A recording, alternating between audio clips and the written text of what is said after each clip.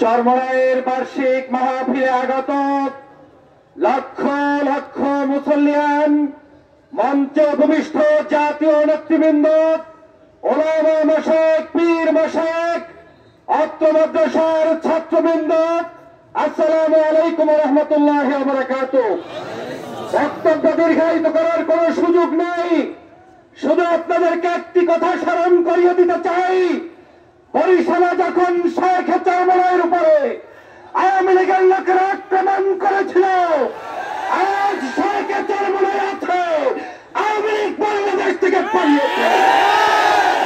আজকে স্মরণ করিয়ে দিতে চাই, আমার শেখ চরমরাই সেদিন বলেছিল শেখ হাসিনার পতন নিশ্চিত না করা পর্যন্ত ঘরে ফিরে যাবে না, যাবে না, যাবে না।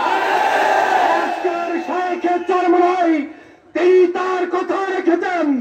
বাংলাদেশ থেকে ফ্যাসিবাদকে মুক্তির জন্য চরমরাই পীর সাহেবের নেতৃত্বে সারা বাংলাদেশের মানুষজন ঐক্যবদ্ধভাবে রাজপথে ছিল, ঠিক কিনা বলেন?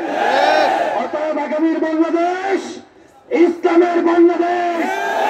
কোন রক্তচক্ষুকে আমরা ভয় পাই না। মুসলমানদের ঐক্য দেখে যাদের ঘুম নষ্ট হয়েছে, ওই সকল শাহবাগীদেরকে বলে দিতে চাই, এই বাংলাদেশ মসজিদের বাংলাদেশ, এই বাংলাদেশ মাদ্রাসার বাংলাদেশ, এই বাংলাদেশ কলেমার বাংলাদেশ, এই বাংলাদেশ ইসলামের বাংলাদেশ।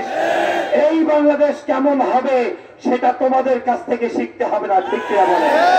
এই বাংলাদেশ পরিচালনার জন্য এই বাংলাদেশে যারা আছেন ঐক্যবদ্ধভাবে আগামী দিনে রাষ্ট্র ক্ষমতায় কে আসবে কে আসবে না সেটা আমরা জানতে চাই না।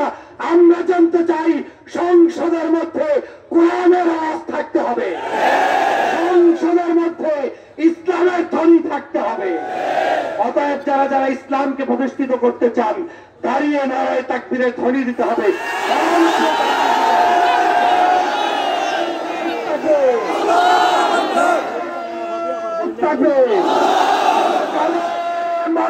মুসলমান আল কোরআনের আলো সংসদে জ্বালাইতে হবে। আল কোরআনের আলো